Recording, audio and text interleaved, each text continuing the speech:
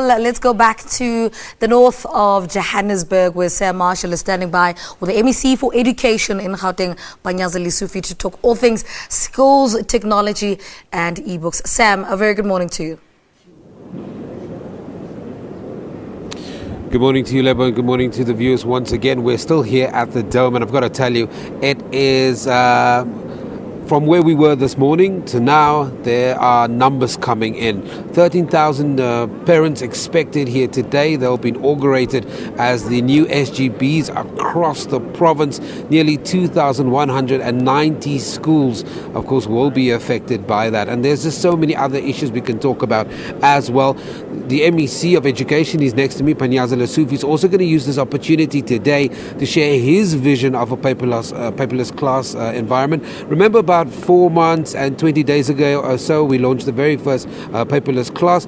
We're going to do a bit of a check-up on that and also talk about the inauguration of the SGB. MEC, good morning. Thank you very much for joining me here. Thank you so much.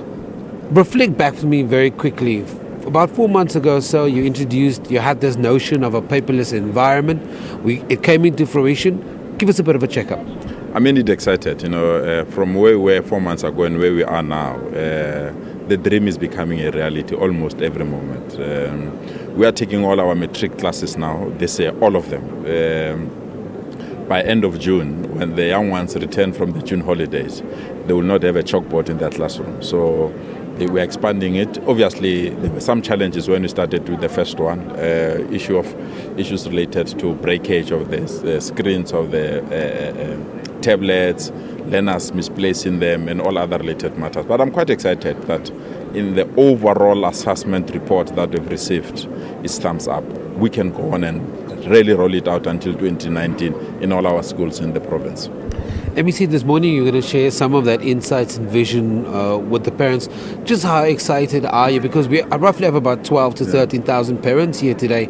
They're going to see for those that have never seen it, they're going to see it in action today. They're going to see how it's changed the lives of the learners. That's the future.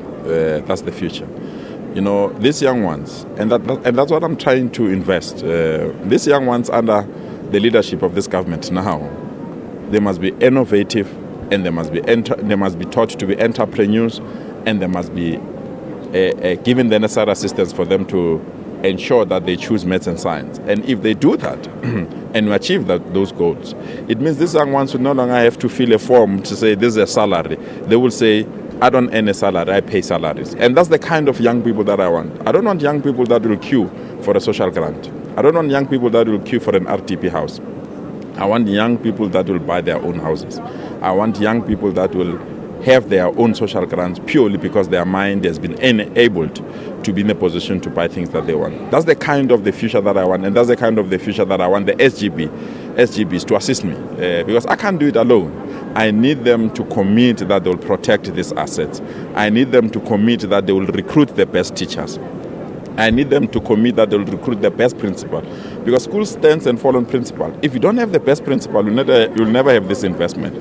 So you must not appoint a principal because it's your brother, it's your sister, or belongs to a certain political party or a teacher union. You must appoint somebody because of their capabilities. And if we can get that right from the SGBs, I'm telling you, we've turned the corner. Because I want our children to compete with the children in other countries. I don't want our children to compete amongst themselves only.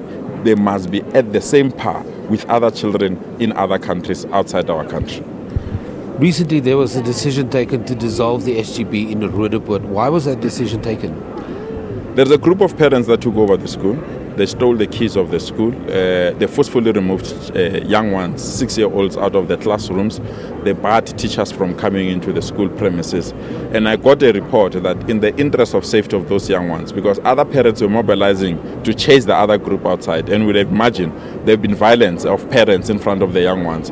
And I felt that in the interest of everyone, let me close the school in the interim, get the court interdict. I got the court interdict late last night, and later this week I'll reopen the school because I've got the capacity now to call the police to prevent this thing from happening. MEC, take me through just some of the things that you're going to be saying to the parents that will be inaugurated into those SGBs. We know that you're going to share your vision about the paperless environment, but I do think that you'll also have a word with the SGBs, the ones that are coming in. Non-racialism is non-negotiable. Gone are the days that there are other children that have to learn under bad conditions purely because of where they were born and the color of their skin. If apartheid was wrong, we have to share the benefits of apartheid and share the challenges of apartheid. There's no community should continue to have a school that is not appropriate. So I have to build non-racialism, and that is why you will see that today we are formally announcing the twinning of some of our schools so that we have a non-racial education base. I'm not going to preside over a tweaked apartheid education system. I want a non-racial education system. We have to open up and ensure that everyone can access the schools of their choice, that they don't have to forge for example, the addresses for them to admit it in other schools in other communities. That's one thing. Secondly, we are also launching for the very, very first time in the history of our country what we call an online admission. So if you want your child to go to any school, you don't have to go to that school, collect a form, submit that form later on. You can, in the comfort of your home, in the comfort of your office, just fill that form, submit it to us. We send you an SMS and we'll update you when your child is admitted or not. So that's what I'm going to share with the parents today. But what is very, very important, and that's non-negotiable, performance.